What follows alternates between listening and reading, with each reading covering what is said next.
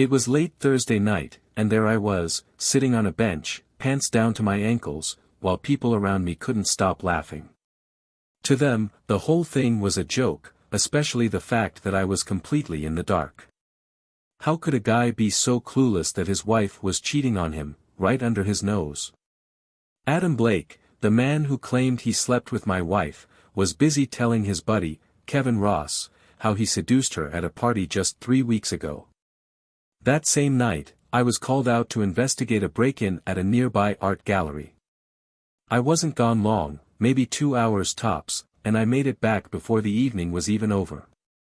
When I returned, I found my wife sitting at a table with 3 other people, one of them being Adam Blake.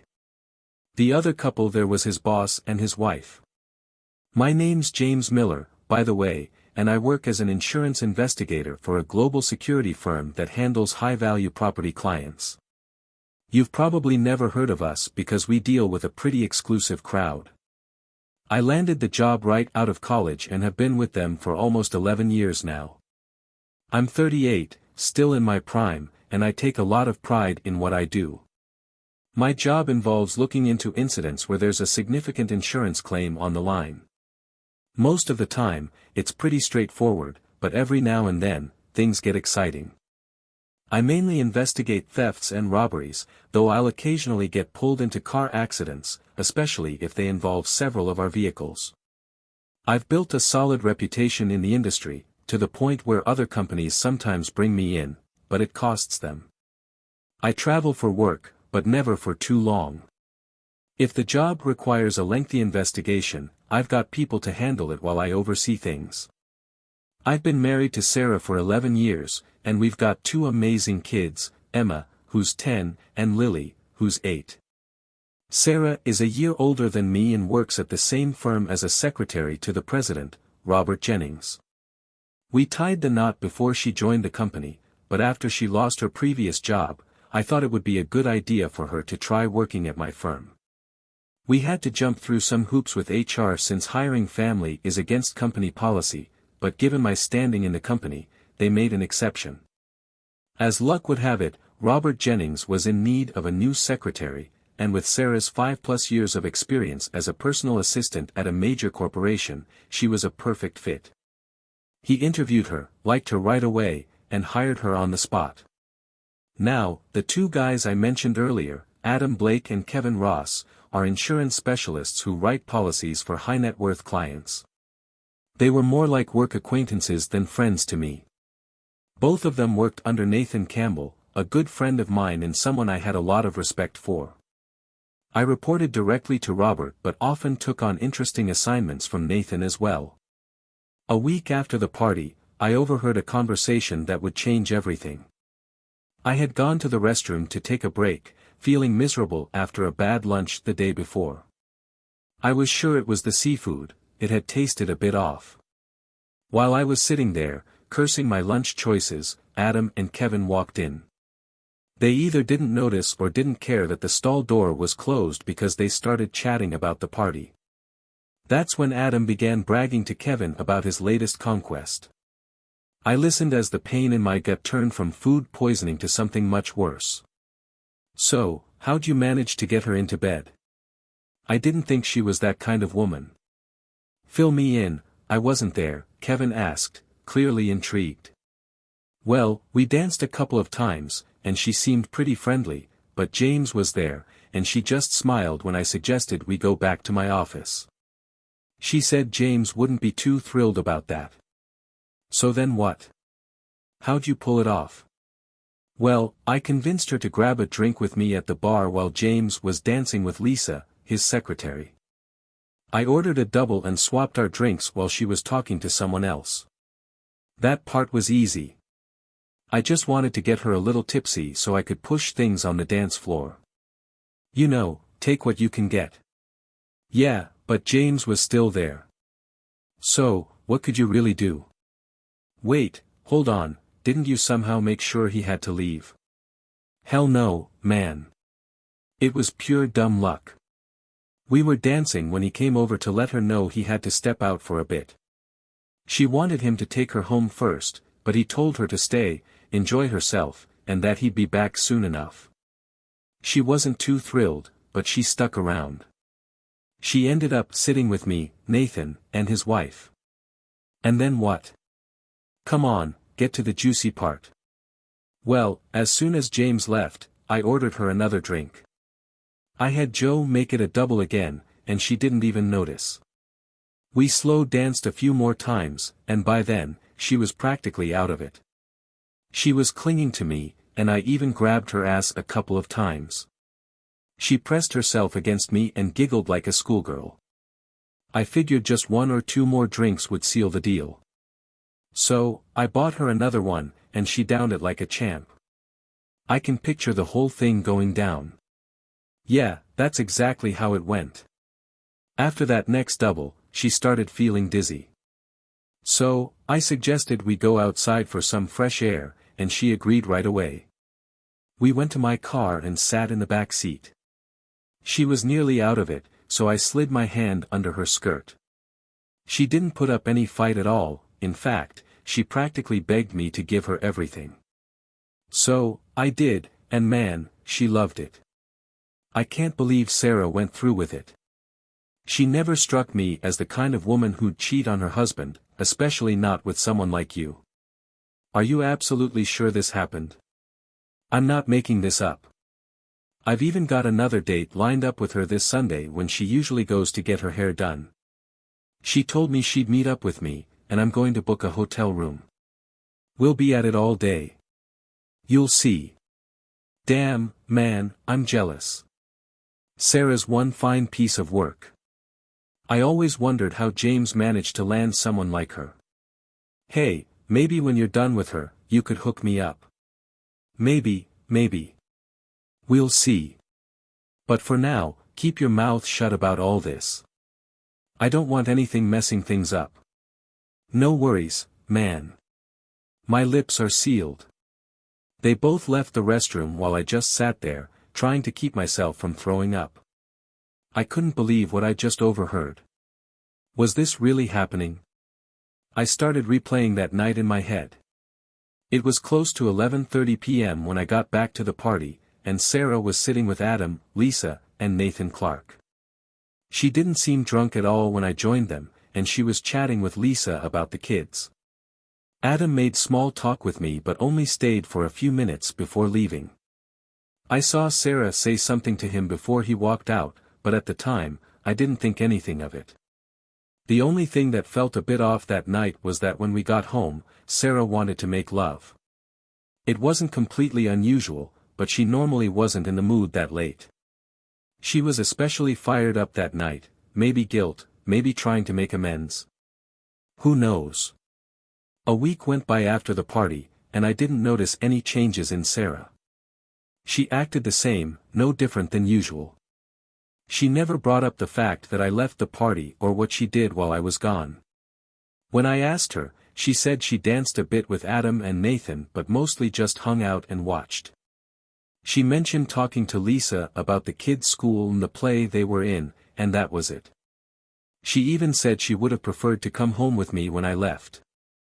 That's when I started paying a little closer attention to her. Hey honey, got any plans for Sunday? I was thinking about heading out to play some golf, if that's cool with you. I watched her closely, waiting to see how she'd respond. This Sunday? Oh, after lunch, I'm planning to get my hair done. It'll take me at least an hour, maybe a little more. Where are you going to play golf? So, she was planning to get her hair done.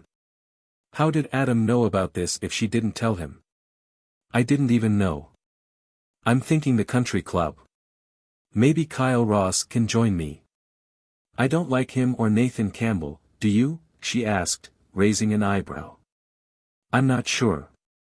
I know Nathan's kind of a jerk, but I don't know Kyle or his wife all that well, so I can't say for sure.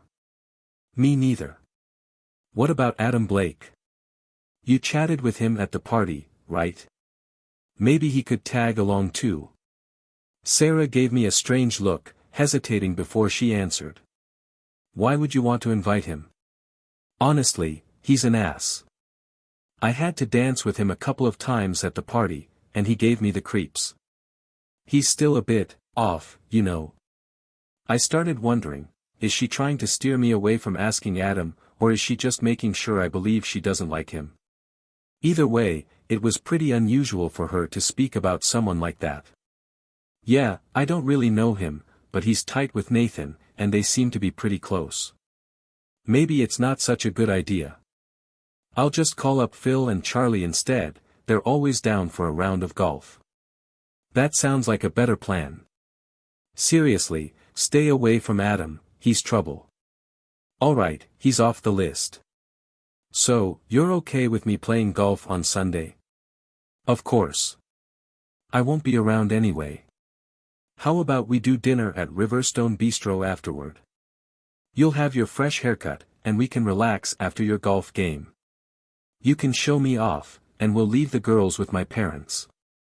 I agreed, and we made plans to meet back at the house at 5:30 p.m. on Sunday to get ready. Looking back, if I had been more careful, I could have gathered all the proof I needed to confront her that very day. It would have been something to drop all the truth bombs over a fancy dinner at one of the city's nicest spots. The next day at work, I headed down to the control room to grab some equipment. I was gearing up to track my wife and her lover. I decided to borrow one of the company's surveillance vans and park it at the office until Sunday morning when I'd head out for golf. I also picked up 2 small transmitters to slip into her purse and car, along with a tiny GPS unit I could hide in her vehicle. That way, I'd know her exact location at any time. The van was equipped with video, but I wasn't sure how to use it, especially since Adam mentioned they'd be at a motel. I couldn't exactly record inside the room, but maybe I could hide a camera in her jacket, if I was certain she'd be wearing it. It was a gamble, but worth considering. With the GPS, I could at least follow her wherever she went. The van's system could track the signal, and the built-in maps would pinpoint her exact address within 30 meters. The audio transmitters would pick up conversations, and I could record everything from the van remotely. The best part? I didn't even need to be in the van. I could park it about a mile away and let it do the work. That week, I spent my time observing, just watching and waiting. This kind of thing was right in my wheelhouse, it's what I do for a living. I kept an eye on both Kyle and Adam, but nothing unusual caught my attention. I usually made a point of visiting Sarah at least once a day, but now I started dropping by a bit more frequently. Even though I hadn't spotted anything suspicious yet, I decided to press Kyle a little, see if he'd slip up. He was working on some insurance policies for a big factory project, and I used to visit the site from time to time, putting together risk analysis reports for potential disasters. Part of the job. That day, I swung by Kyle's desk, which was right across from Adam's, and found him deep into his work. Hey Kyle, I was thinking about checking out the Morgan facility. You got time to show me the plan? He looked up, a little distracted at first, but then he caught on to what I was asking and shrugged. Sure thing, I was actually planning to go back there to take some photos. When do you want to head over? How about in an hour? Sounds good. I'll swing by your desk and pick you up. We exchanged a few more words, and as I turned the corner, I glanced back just in time to catch a sly grin exchanged between Kyle and Adam. They watched me the whole time until I was out of sight. Interesting. Kyle was going to pay for this. Even though he wasn't directly involved, aside from making some rude comments about my wife and scheming with Adam, he knew what was going on and chose to play along. As far as I was concerned, that made him just as guilty. Kyle pulled up next to me about an hour later, just as planned, and we set off in my SUV. I discreetly placed one of the small transmitters into the car's console, making sure it could pick up any conversation that happened in or around the vehicle. I wanted to have a record of what I was about to discuss with Kyle, something just between him and me. As we drove out of the parking lot and began the 25-minute trip to Adam's place, I broke the silence. So, Kyle, how'd you like last week's party? I asked. I wasn't there, James. I was out of town, missed all the fun. Why, what happened? Did you miss how Adam managed to sleep with my wife? Was that the part you missed? Kyle froze, completely caught off guard. He stammered, shifted uncomfortably in his seat, and even reached for the door handle before realizing where he was. Finally, he sank back into the seat and stared at me. How do you know about that? All I know is what Adam said. I'm not even sure if it's true. Do you think he'd lie about something like that? Do you think he made it all up? I don't think so, no. But how'd you find out? You weren't even there. From what I heard, you left for a couple of hours, and that's when it all went down. Adam said he got her drunk and took her to his car. As far as I know, that's none of your business.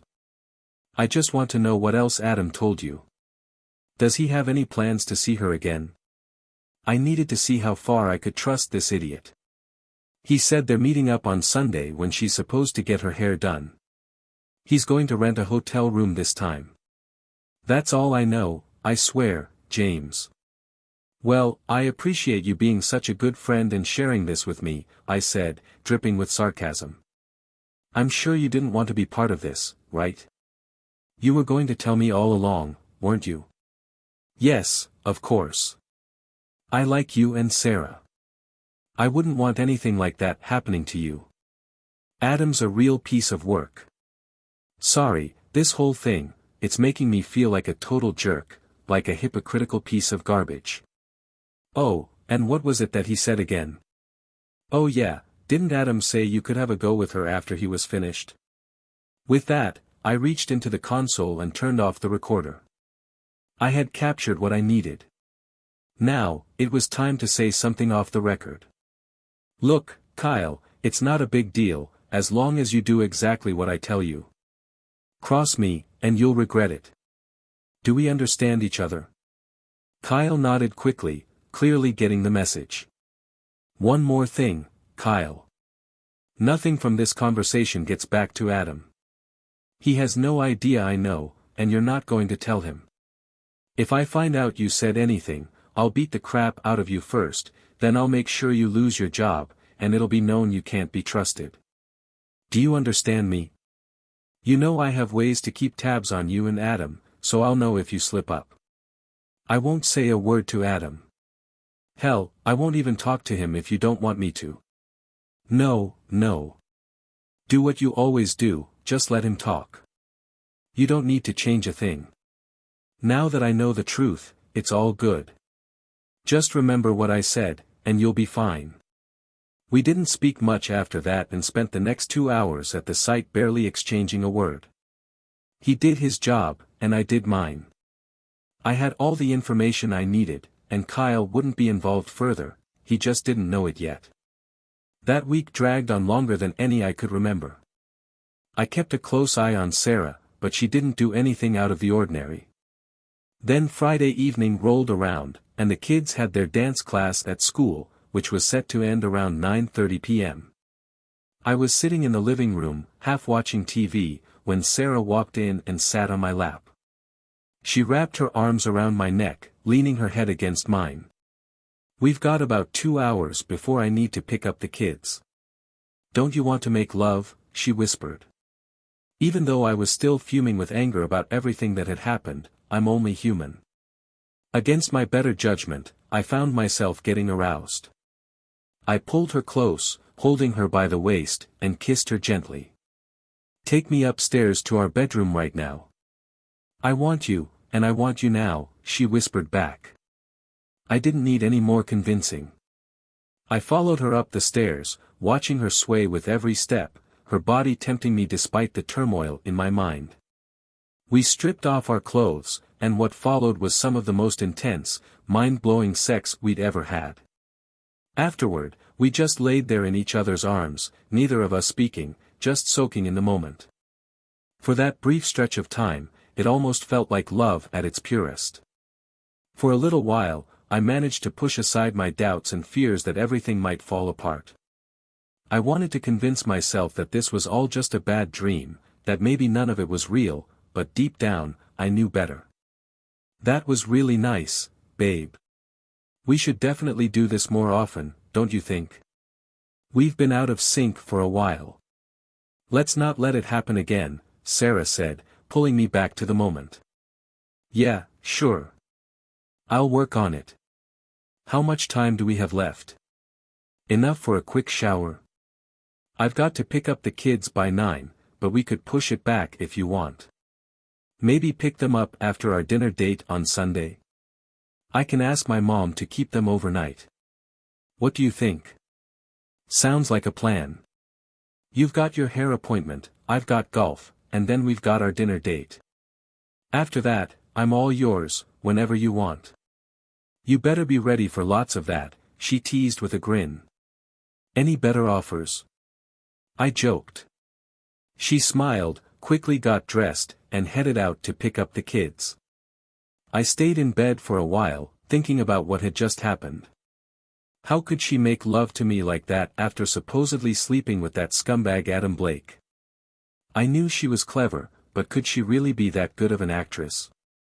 Something wasn't adding up, and I was determined to figure it out on Sunday. While she was out, I double-checked the transmitters. They were working perfectly. My plan was to plant them in her car and purse by Friday night. Everything was ready, except for one more conversation I needed to have with Kyle Ross. I had to find out exactly which hotel Adam had booked. Kyle would either get me that information, or he'd regret it. The next morning, I called Kyle and asked him to meet me in the break room. He agreed without any hesitation. When he arrived, I was already sitting at one of the tables. He sat down across from me, and I got straight to the point. Kyle, I need you to find out from Adam where he's planning to take Sarah on Sunday. I need the name of the motel and the location. All you have to do is catch him when he's alone and ask. Tell him you think he's full of crap and that if he gives you the details, you'll believe him. Kyle looked nervous, trying to figure out how he could pull it off without getting into trouble. He knew I wasn't messing around. After a few moments, he agreed but asked how I would know if he got the information. I told him not to worry, I had my ways. As he walked away, I gave him a quick pat on the back and slipped one of the small transmitters under the collar of his jacket. He was so rattled, he didn't even notice. It was practically invisible, held in place with a dab of glue. Back at my office, I switched on the receiver, and sure enough, I could hear the sounds of the office buzzing. Kyle was back at his desk, and after a few minutes, I heard him ask Adam to meet him in the copy room in 10 minutes. Adam agreed, and soon Kyle got up to meet him. I leaned in, listening closely. What's up, man? You having trouble with the policies? I'm the best, you know, Adam said, in his usual cocky tone. Nah, it's not that. I was with James yesterday, and everything seems fine at home for him. I asked if he was doing okay, and he said things couldn't be better. Honestly, I think you're feeding me a load of crap about his wife. Dude, I'm telling you the truth. I wouldn't lie about something like this. Why, don't you believe me? So where are you taking her on Sunday? You said something about a motel. Which one? If you show me a receipt or something, maybe I'll believe you. Otherwise, I think you're just full of it. Oh yeah? I've already got a room reserved at the Sunset Lodge on Birch Road for Sunday afternoon. I can check in at 2 p.m., and she'll be there by 2:15. You can call and check if you want. The reservation's under Adam Blake. Is that enough proof for you? Want me to let you use my phone? Alright, I guess that'll do. You've got some nerve, Adam. Sarah's got a good marriage with James, and you're trying to tear it apart. You better think twice about that. That's not my problem. If she's up for it, so am I. And let's be real, how great can her marriage be if she's coming to me for sex? That was all I needed to hear, so I turned off the receiver, letting it continue recording the rest. It was hard to believe, but now I had confirmation. I had been holding out some hope that maybe Adam would backtrack, admit he'd been lying, but no, he had just given me the details I needed. At least I had the location. Now, I could link the equipment in the van to the GPS and let the system do the rest. I figured I could park the van near the motel on Friday night, set the equipment to turn on Sunday around noon, and just leave it. Everything would run automatically, and I wouldn't even need to be nearby. I didn't want to face my wife or hear her excuses as she tore my heart out and flushed it away. I felt completely lost.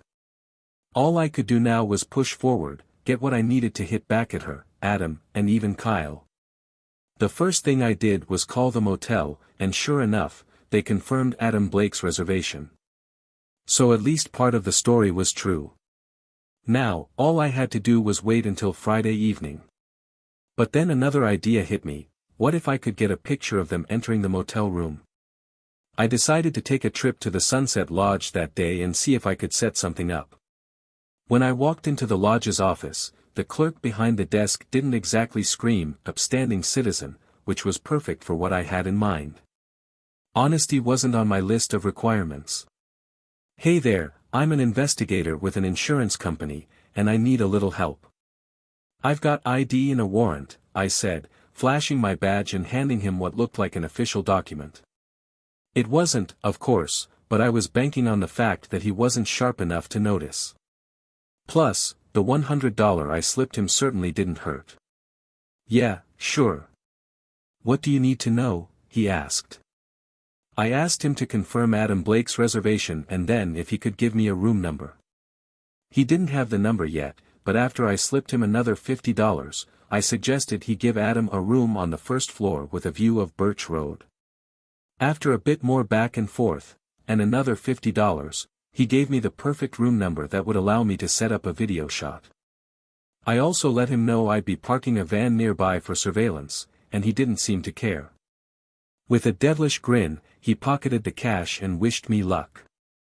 Feeling satisfied, I knew I could now get the footage I needed by pointing the camera through the van's front window, which I'd park right outside their room. Everything was falling into place. Friday at work felt like one of the toughest days I'd had in a long time. I was on edge, not knowing what to do with myself, so I decided to swing by Robert Jennings' office under the guise of discussing my recent visit to the art gallery that had been robbed.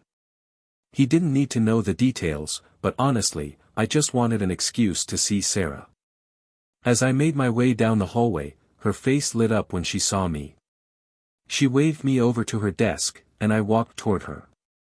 "I've really enjoyed these last few days. You've been around a lot more than usual." "Not that I'm complaining, but what's up? Is something going on that I should know about?" she asked, smiling. "Nothing like that. I just like seeing you, that's all." "Is Robert in his office?" I asked, changing the subject. "Yeah, he's in. Do you want to talk to him?" "Yeah, I need to chat with him about the gallery robbery," I said. I went in to talk to Robert for a bit.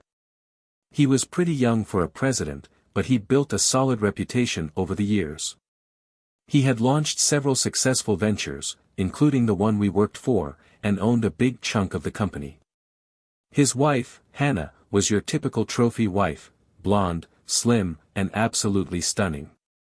I had met her several times before. She and Sarah were about the same age and seemed to get along well. Bill and I had grown pretty close over time. While I was there, I decided to ask him straight up what he thought of Adam Blake. Robert often sought my input on employees since he trusted my judgment. "Why do you ask about Adam? Is there something I should be aware of?" Robert asked, curious. "I just need to know if you think one of my colleagues is causing trouble." "Are you saying there's an issue?" "Well, let's just say I might have a problem with Adam.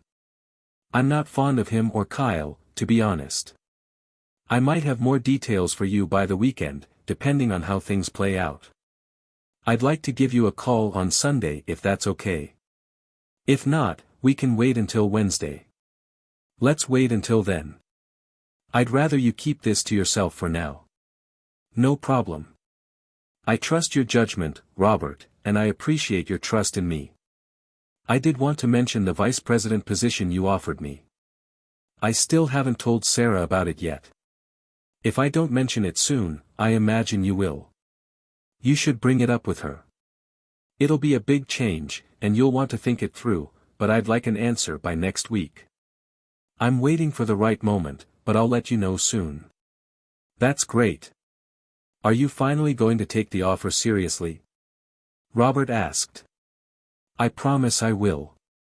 I've been thinking about it a lot lately, and I know I need to make a decision soon, for my own reasons. I left his office, stopping to exchange a few words with Sarah on my way out. As I walked past Kyle's desk, I made sure to speak just loud enough for Adam to hear. I think your take on Adam's performance was spot on, I said, giving Kyle a thumbs up as a signal that I'd heard his earlier conversation with Adam. Kyle's eyes widened, but like me, he didn't say anything. He just nodded in acknowledgement. I patted him on the back and, in the same motion, removed the small transmitter from his jacket. He didn't feel a thing, just like before. I finished up the workday without any other distractions and waited for Sarah before we headed home.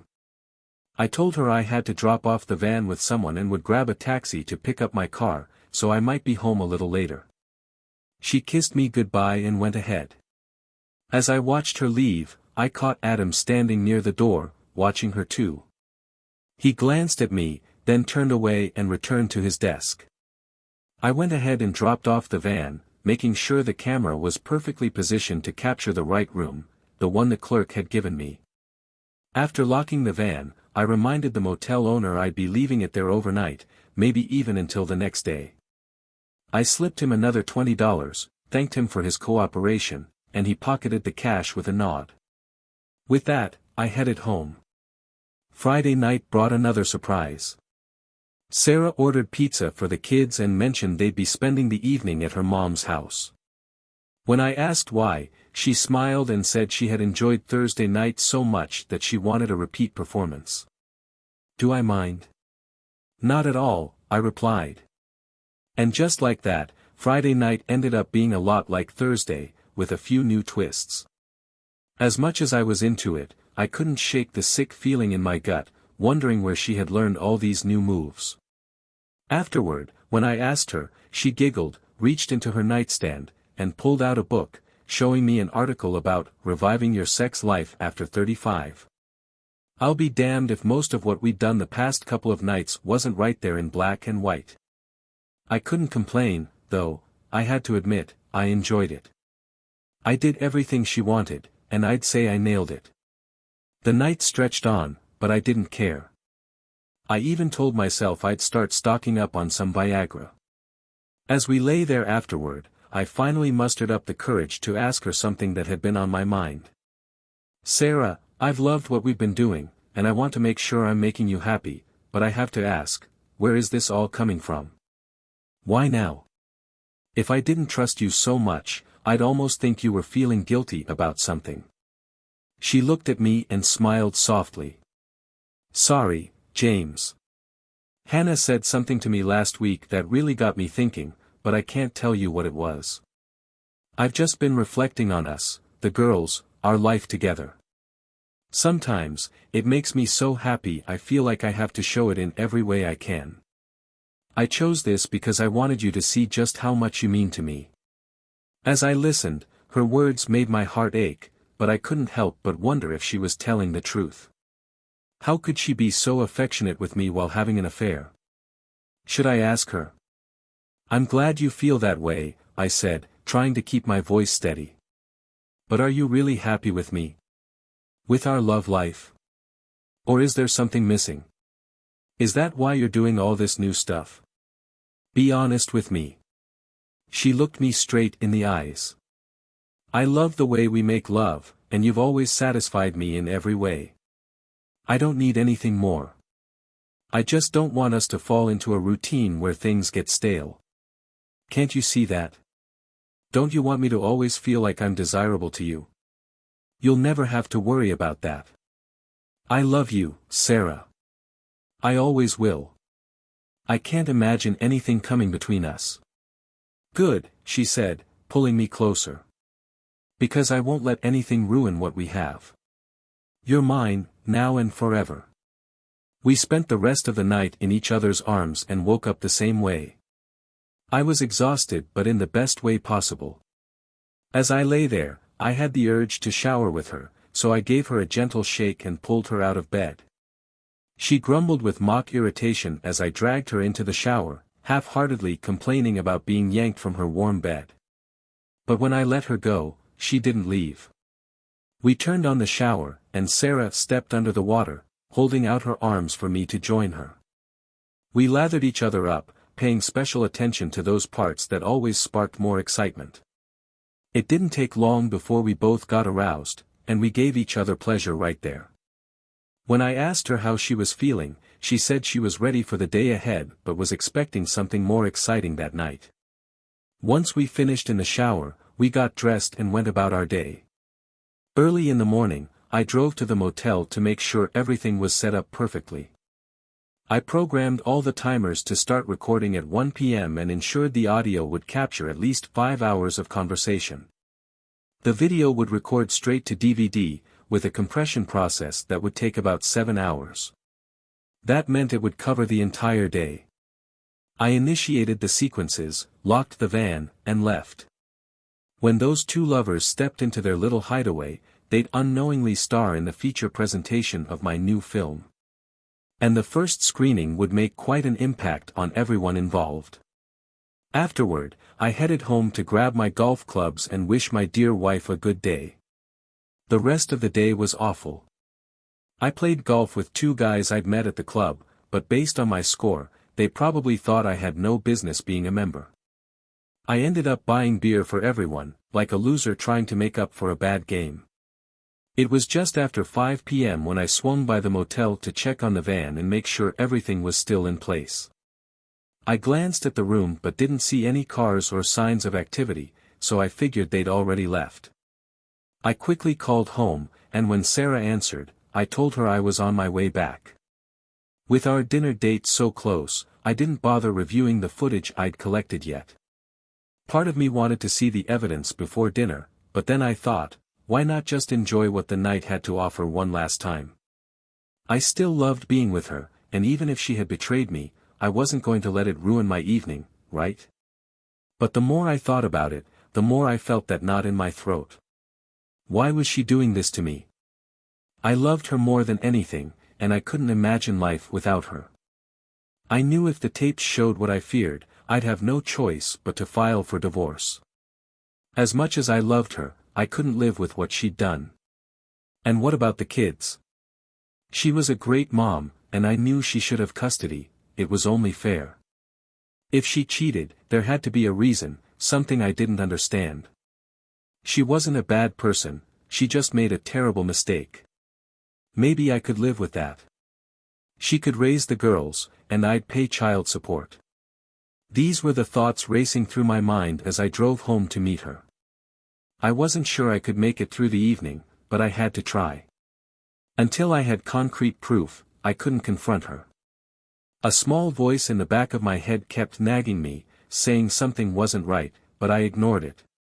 Facts are facts, and soon, I'd have all the proof I needed. When I got home, Sarah had already showered and dressed. She said she just needed to add a few final touches before we went out. Meanwhile, I hurried to get ready, and we left in time to make our dinner reservation. Sarah looked stunning. Whenever we walked into a room, she always turned heads. She was used to getting admiring glances from other men, and she ignored them, but I noticed, and it always made me feel proud. Tonight reminded me of what I was about to lose. She was smart, engaging, and the perfect dinner companion. We chatted about all the usual things couples talk about when they finally get a break from the everyday hustle, and we enjoyed some wine, more for her than me, since I was driving. She even seemed to be flirting with me, my wife of 11 years and the mother of my 2 daughters. It nearly broke my heart to think that she could have spent the day in another man's bed, only to sit here and flirt with me over dinner. As we finished off a dessert of chocolate mousse, following some refreshing sorbet, we exchanged smiles. It was clear we were both ready to continue the night in the bedroom once we got home. I signaled to the waiter for the bill while Sarah went to the restroom. When she came back, we walked out hand in hand, making our way to the car. As I turned onto the main road toward home, she leaned her head gently against my shoulder. She reached up, grabbed one of my hands from the steering wheel, and lowered it to my lap. Without a word, I hugged her close, just like we used to when we were young and madly in love. She sighed softly, relaxing into me. We drove home like that, slow and steady, but with a sense of comfort between us. Once we got back, Sarah started moving around the house, doing all those little things she usually does to wind down for the evening. Finally, she looked over at me with that familiar glint in her eye. "Shouldn't we head upstairs and pick up where we left off this morning? You still owe me something, remember? What you gave me earlier was just a down payment." "I remember. You take the lead, and I'll follow." We hurried upstairs to the bedroom, and Sarah stood in front of the bed, waiting. I stripped down to my boxers and socks while she took off her top and bra, leaving just a single strand of pearls around her neck. She reached to take it off, but I stopped her. "Leave them on. You look incredible standing there, wearing nothing but those pearls. You're stunning. I could watch you like this all night. This is for your eyes only. I'm completely yours, and I want you to do whatever you want with me tonight. Let's make this the start of the rest of our lives together. Are you sure this is what you want? I'd never do anything to hurt you or make you feel ashamed. I trust you with everything, and I love you with all my heart." At that moment, I believed every word she said. I knew that no matter what I uncovered tomorrow, I could never let her go. I decided to put everything off for the night and just love this woman with everything I had. That night, we did things I'd never imagined. We made love in ways I didn't think were possible, and she did things to me I'd never experienced before. Sometimes, she'd laugh and reference her book, quoting the page number when I asked about her fantasies. It was like something out of a dream. That night, I learned to enjoy not just talking, but giving and receiving in ways I hadn't before. It was an unforgettable night. We eventually fell asleep in each other's arms and didn't wake up until late Sunday morning. She didn't want to get out of bed, so I suggested we do an encore of one of our favorite moments from the night before. She was more than happy to oblige, and we made love one last time before finally getting up. Sunday meant she had to pick up the girls. I told her I needed to check on the van and would be back soon. She mentioned she'd probably hang out at her mom's for a bit before returning, which gave me the time I needed to retrieve the tapes from the van and see what they contained. I still had to check what I'd left in her purse and car, but that could wait. After she left, I drove to the van, retrieved all the tapes and prints, and dropped the van off at the production facility. I called a taxi to take me back to my car, then drove home. The first thing I did was check the GPS printout. It confirmed that her car had, in fact, been parked on Birch Road, right where the motel was located. My heart sank. I had been holding on to the slimmest hope, but now it looked like my worst fears were becoming a reality. For a moment, I almost didn't want to go any further. But I had to see the video for myself. I needed to confirm what I already suspected. I turned on the TV and DVD player, popped in the disc, and pressed play. Sitting down, I braced myself, knowing my heart was about to be shattered. The video was crystal clear, and the room was centered perfectly on the screen. I fast-forwarded until I saw a car pulling up, then slowed it back to normal speed. Adam Blake got out of the car, walked over, and unlocked the door to the room. He went inside and closed the door behind him. I rewound again, watching closely until another car appeared. A woman stepped out, made her way to the door, and knocked. Adam opened it with a smile, and she walked in. As she turned to glance around, I saw her face. My heart started pounding so hard I could hear it in my ears, and my pulse felt like it was going through the roof. I paused the video, rewound it to the beginning, and watched the entire sequence again before extracting the footage. Well, I'll be damned, I muttered to myself. I knew I had to call Robert Jennings right away. But first, there was an address I needed to check. I pulled out Sarah's address book from my desk drawer, and sure enough, the address I was looking for was there. It confirmed what I had suspected. I smiled to myself, now I had everything I needed to set things straight. I called Robert at home, and when he picked up, I told him we needed to talk immediately. He offered to have me come over, but I insisted we meet somewhere private, just the two of us. He was clearly confused but eventually agreed to meet me at the grill restaurant near the office. We set a time for an hour later. Meanwhile, Sarah and the girls called to say they were having dinner at her mom's, which gave me the time I needed. I arrived at the grill and met Robert there. Before showing him the DVD, I wanted to talk things through. I brought along a portable DVD player with a 9-inch screen and headphones so he could watch in private. As I explained the situation, I could see the anger building up inside him. At first, he refused to believe me, repeating that Sarah would never do something like this. But then I played the footage of Adam meeting with the woman, walking Robert through everything I had discovered. I made it clear that both Adam and Kyle were involved, though Kyle's role was smaller. His silence had set the stage for all of this. As Robert heard Adam talking about Sarah, his face turned beet red, and I could see him on the verge of losing it. I calmed him down and told him to watch the entire DVD before saying anything more. As he watched, I could see the pain washing over him. His expression fell, and I turned away to give him a moment of privacy. When he finally finished, he stopped the DVD, and we sat in silence for a minute. I waited for him to gather his thoughts. Once he had calmed down, I made my request. I want them both fired for violating the morality clause in their contracts, and I want them gone by Wednesday afternoon. If you agree to this, I'll leave it at that. I'll never mention this again, and with all the evidence I've gathered, you can handle the rest however you see fit. Robert looked at me in surprise, then his expression softened into a smile. It was a relief to see that smile. I didn't want him more involved than he needed to be. You have my word, he said. This will be handled first thing Wednesday, and I will personally escort them out of the building. They're dead to me. I could take additional actions, but it's probably better that you don't know what that might entail. Fair enough, I replied. I handed him a bag with all the surveillance footage, except for one small cassette I kept for myself. I needed it for my own reasons. Sarah was in for a surprise.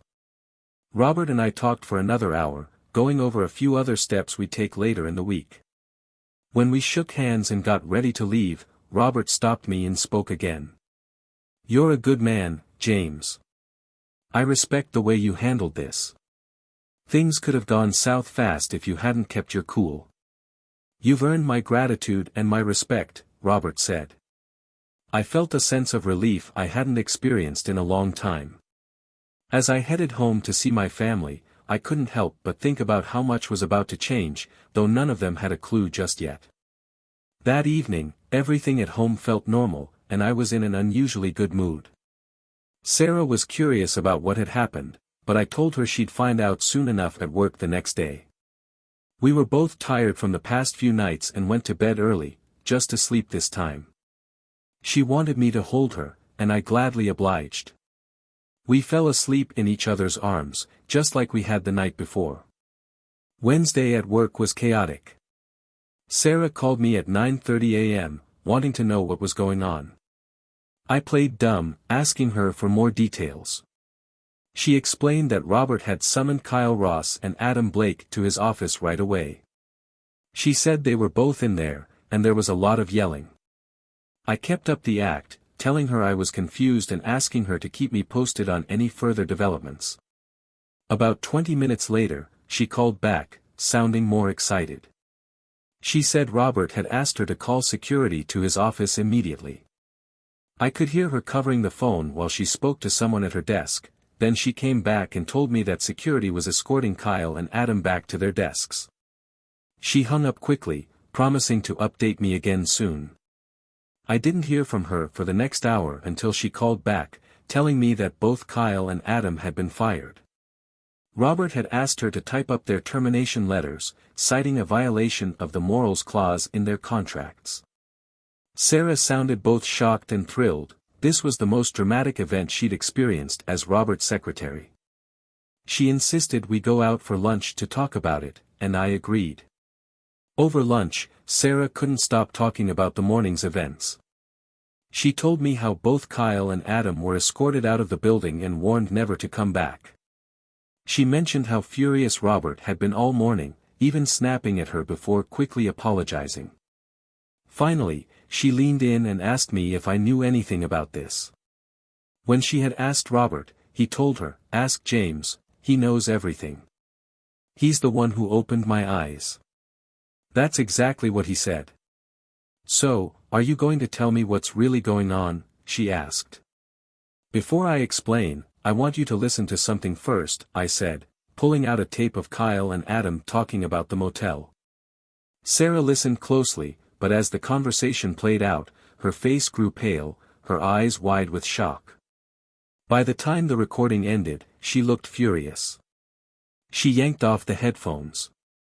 "It's not true. He's lying. I never went to any motel with Adam, and I never would. How can you believe this? Is this what you gave Robert? Does he believe it too?" "No, Robert doesn't believe Adam, and neither do I. But I need you to hear me out, just listen to what I have to say, okay?" Sarah, still shaken and angry, nodded, signaling me to continue. "About a week ago, I overheard Kyle and Adam talking. Adam was bragging to Kyle about you and him at the party. He claimed he got you drunk and took you to his car, where the two of you had sex in the back seat. He was very specific, he described everything, from what he did to what you did, and Kyle believed him. In fact, Kyle was so impressed that he wanted Adam to include him in the next meeting. At first, I couldn't believe it. I was confused, but I needed to be sure." Sarah started to speak, but I gently raised my hand to stop her. "Let me finish. I told Kyle to ask Adam about it again. That's when Adam said he'd booked a motel room on Birch Road for Sunday afternoon, right when you were supposed to be getting your hair done. That's what really threw me. How could Adam know about your appointment? I didn't even know about it. At that point, I started doubting everything. That's why I decided to use one of the company's surveillance vans. I set it up to track your car and record video of whoever went into that motel room. I even asked the receptionist for the exact room number so I'd know where to point the camera." Sarah was visibly shaken now, her face pale, but she stayed quiet, listening to every word. "Here's what I need you to understand," I continued, keeping my voice steady. "It wasn't you in that motel room with Adam. The woman who met him there that day wasn't you, it was Robert Jennings' wife, Hannah." Sarah's mouth dropped open, completely shocked. "What? Hannah? How do you know?" "I saw it with my own eyes. I watched the video. I didn't want to believe it either, but it was her, not you. And a few days ago, I talked to Nathan Campbell, who was at the party. He told me you weren't drinking that night, you were drinking Coke with his wife, and he said you two were together the entire evening. He also mentioned that you asked his wife to stay close, hoping it would keep Adam from bothering you. Does that sound familiar?" Sarah blinked, clearly trying to process everything. "I know this is a lot to take in," I said softly, "and I'm really sorry for doubting you. But I had to know the truth. Adam was lying to Kyle, trying to cover up who he was really seeing. It's unfortunate that Robert has to find out the hard way that his wife's been unfaithful, but I couldn't keep this from him." Tears welled up in Sarah's eyes, but she wiped them away quickly. "So, you never really believed I was involved with Adam?" she asked, her voice trembling. "I didn't want to believe it, Sarah, but I couldn't understand why Adam would say those things. I had to be sure, and now I am. You've done nothing wrong." I reached out and took her hand. "I'm sorry for putting you through all this. I trust you, and I love you. I just had to know for sure." She let out a long breath, her hands shaking a little as she placed them on the table. I can't believe it was Hannah. I had no idea. We sat in silence for a few moments, letting everything sink in. Finally, Sarah spoke again. James. I was really hurt, thinking that you might actually believe those terrible things. But I understand why you did what you did. If I were in your shoes, I might have done the same thing. I'm glad you see where I was coming from, I said calmly. We're in a good place now, Sarah, and I don't want to lose that. She nodded, a small smile forming on her lips. We're good. And I'm glad you figured it all out. After lunch, we headed back to work. The chaos from earlier had settled down, but later in the day, Sarah called me to let me know Robert had asked her to come see him. I wished her luck and told her I didn't know what it was about. That evening, while having dinner at home, Sarah told me about her conversation with Robert. The kids were already in bed, so we had some quiet time together. Robert thanked me for everything I've done for the company, but more than that, he said I'm lucky to have a husband like you, she said, smiling softly. He talked about trust, respect, and love, and how losing those things is one of the hardest things anyone can go through. Then he told me about Hannah and what she'd done. He was devastated. I listened closely, then asked, and what did you say to him? Were you able to help him? Sarah hesitated for a moment. I couldn't tell him what to do. I just asked if he still loved her and if he thought he could forgive her. I told him that if he couldn't, he should leave her sooner rather than later. There's no point in dragging things out if he can't move past it. I nodded. You gave him good advice. I'm sure he appreciated that. He did, she said quietly. And then he asked me about you. I raised an eyebrow. What did you tell him? I told him I couldn't imagine my life without you, she said, reaching across the table to hold my hand. I told him you're the best thing that ever happened to me, and that I'd never let anything come between us. I squeezed her hand, feeling a wave of relief wash over me. After everything we'd been through, we had come out stronger on the other side. Oh, and there's something else, she added, as if suddenly remembering. Robert offered you the position of Vice President of Investigations. He said you'd have full control over all the investigators across all the offices. Plus, we'd get to choose where we live. It comes with more money, more benefits, and a lot more responsibility. What do you think? I smiled, knowing this was the moment I had been waiting for. I've been giving it a lot of thought, and I think I'm ready to take the job. After everything we've been through, I want to hold on to what we've built, and I want us to be happy, no matter where life takes us. Sarah's face lit up, and she jumped into my lap, hugging me tightly. I'm so proud of you, James. This is going to be amazing for us. She laughed, her joy contagious, and I couldn't help but laugh with her. After all the ups and downs, we were finally back on solid ground, and I felt deeply grateful for the love we shared. As we sat there, holding each other, I knew one thing for sure, no matter what life threw our way, we would face it together.